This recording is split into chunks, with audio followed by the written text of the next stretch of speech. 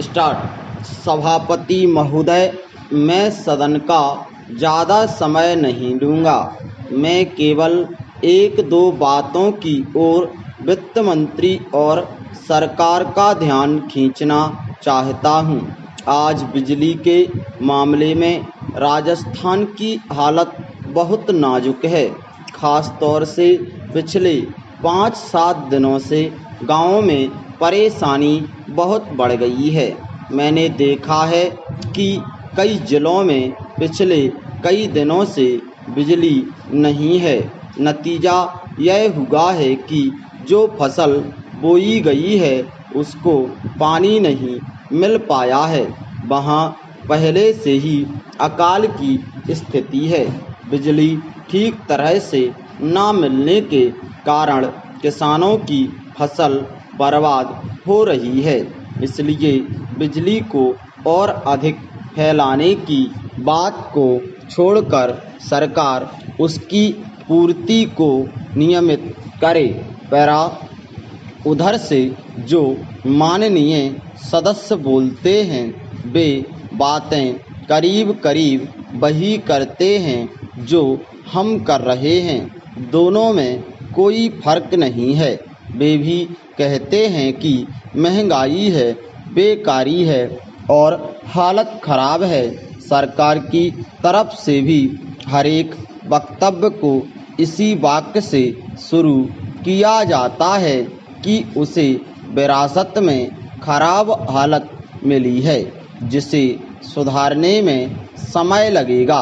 मैं निवेदन करना चाहता हूँ कि सरकार एक अवधि निर्धारित कर दे कि वह कब इस पहले वाक्य को बोलना छोड़ देगी। हम सरकार का विरोध नहीं करेंगे। वह हमको भाषण लिखकर दे दे और बता दे कि हम क्या करेंगे। हम वैसे ही इस सदन में और बाहर जनता के सामने बोलेंगे, लेकिन वह देश की हालत को सुधारे। आज चारों तरफ हालत बिगड़ रही है।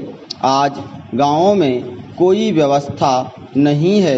सरकार हम लोगों को कब तक दोष देती रहेगी। अगर हालत ना सुधरी तो ये लोग भी डूबेंगे, हम लोग भी डूबेंगे और लोकतंत्र भी डूबेगा।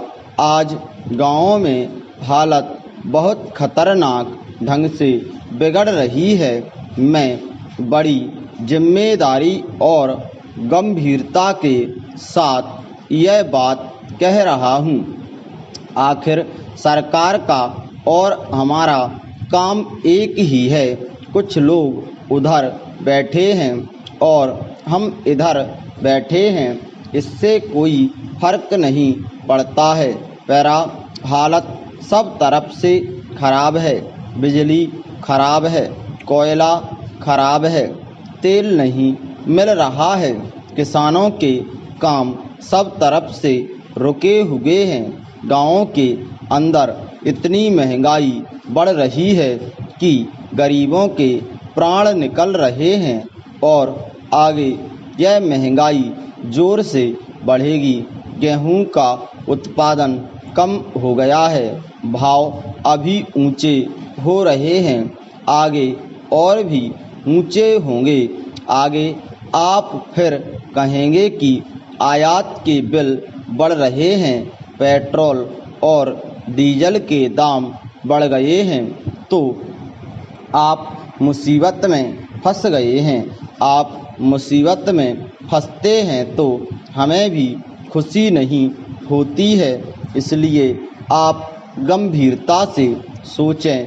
कुछ हमसे सहायता लेना चाहते हैं तो लें, जिस तरह से भी लेना चाहते हैं लें। आप जैसा कहेंगे वैसा ही हम जनता से जाकर बोलेंगे। अंत में मैं निवेदन करना चाहूँगा कि आप राजस्थान के लिए ज़रूर कुछ करें।